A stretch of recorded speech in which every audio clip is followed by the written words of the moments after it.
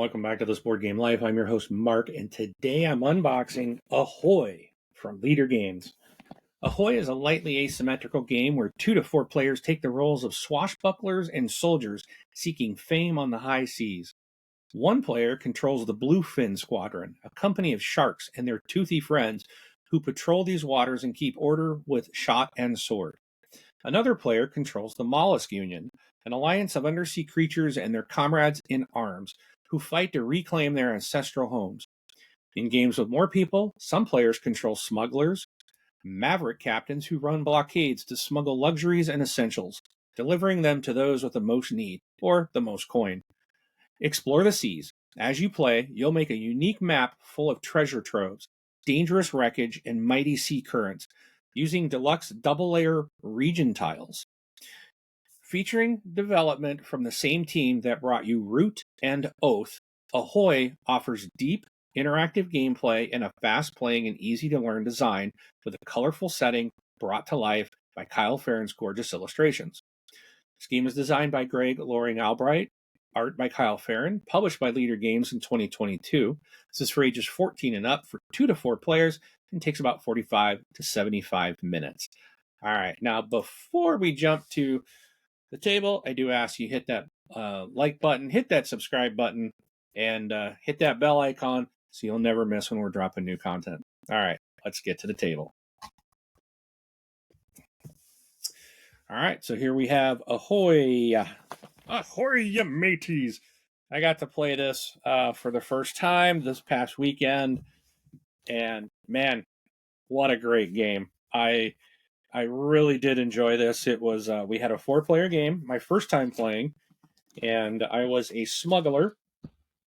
And so we had 2 smugglers against 2 people that were doing like area control, and it was interesting. It was a lot of fun, and I did like the fact that this game was basically pretty easy to pick up, even though it has asymmetry in it. It was interesting how I was doing a pickup and deliver, how when I was delivering goods, yes, I'd score points, but I would also increase the value of that region.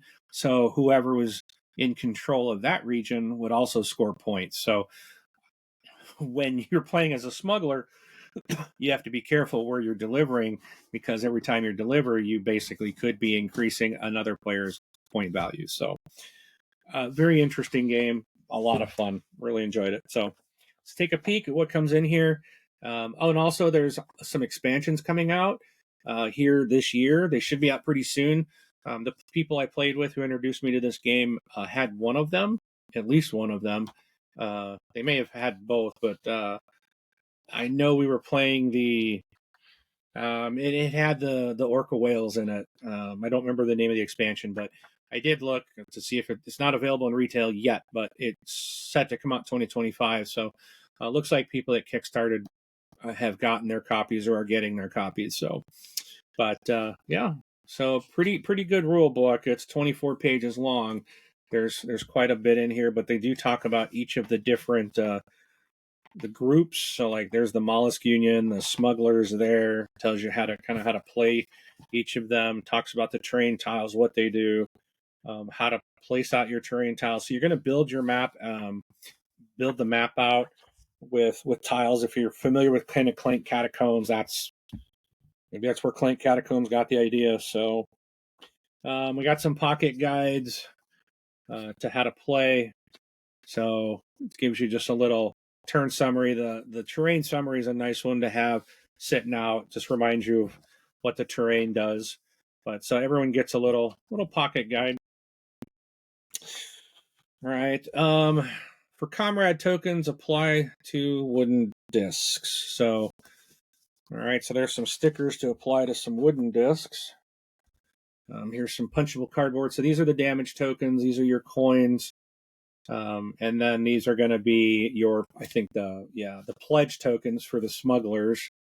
And these are your little tokens for the victory board. So here's one of the dual layer player boards. So this is the Bluefin Squadron. It does tell you a little information on the back if you want to get some kind of little text about that squadron, and they tell you how to set up. Um, and it says set up and seat in first position, but it tells you what you're going to need and stuff like that. So there's that one. Then here's one of the other smugglers.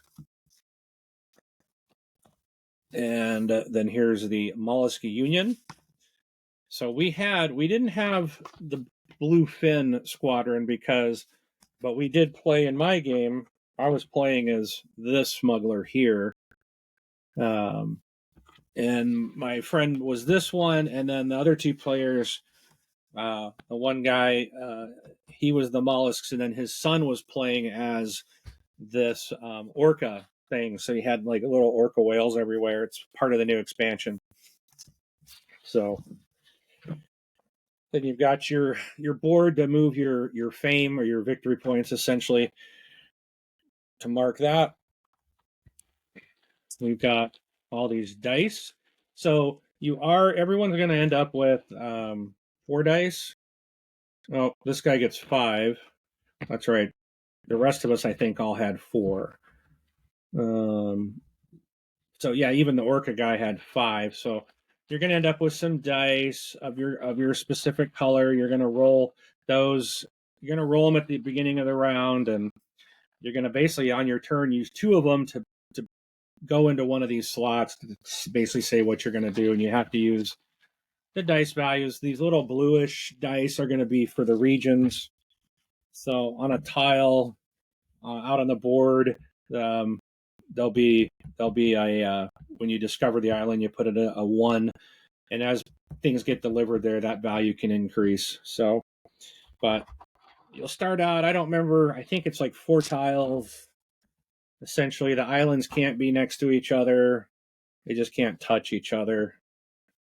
So, if we obviously haven't shuffled these, but you got the 2 parrots, I got the 2 palms, there's the two skull islands, there's the compass islands, there's the sword islands and the fish island, bonefish island.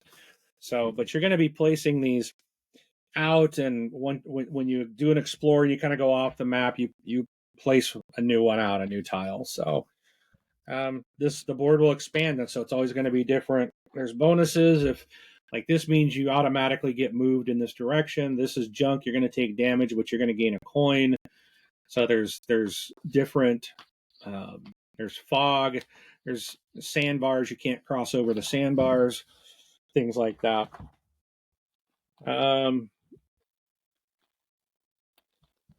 What were these for? I don't remember. I don't remember. I may not have needed those. Maybe I didn't use those.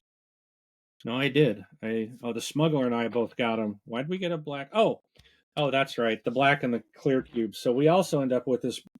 When we win in a battle, then we can choose. We put these little cubes out. We can move around to get extra awards and stuff.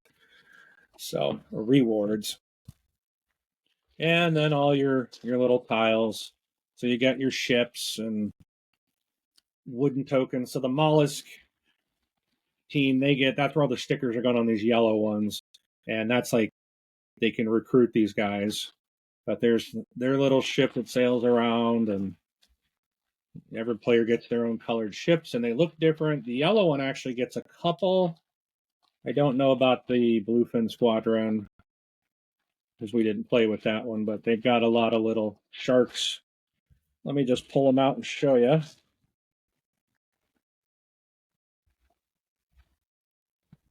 So the Bluefin, which hopefully you can see here, but they do have. So like the gray and the red, that's all we get are like a ship. That's it. And then the blue and the yellow, they get a lot more. So he gets a whole bunch of little sharks. There's a whole little army of sharks there, and his main ship, and it looks like he's got 3 other things. I'm not sure what these are.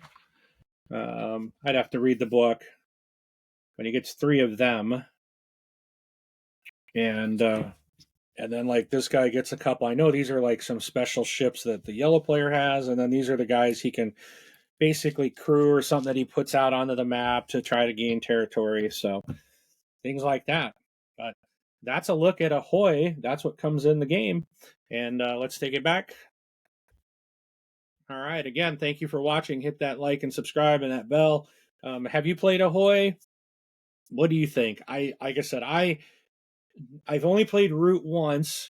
I liked it, but there was so much going on, and I think it's a big learning curve, and it's one that I need to go back to. And I will say, it was one that when I first played, I was like, because every player's playing different, and you don't really you've got to play that game a lot to really understand. Like, okay, I'm playing against this person, and I know that that's how they play to try to know how to combat what they're trying to do. So when you first are playing something like Root, it's just like you got to just kind of focus on what your faction is, what your abilities are, and just kind of. And that's what I was doing my very first game. And it was like, okay, this is pretty heavy. Where Ahoy didn't feel like that. It didn't feel. It felt a lot more user friendly, a lot more. I immediately like, I want this. I want to play this again. Where Root, I was kind of like, okay, I've played it. I really didn't have an interest in learning it again. But with that said, playing Ahoy and kind of having a more introductory kind of uh, into this type of game, now it's like, okay, I want to play Root again, but I don't expect to get to know. There's so many factions. It's more of I just want to go and play, try to figure out a faction I want to play as, and see how I can play that and just try to play my best game to at least start. And eventually, maybe, after enough times of play, might be able to pick up how others are doing. But I do have more interest in Root now, but I want to play Ahoy again, probably several times before I dive into Root. But this has given me a little bit more interest in that, which is good. So, all right, again, thank you for your time. We will see you at the table.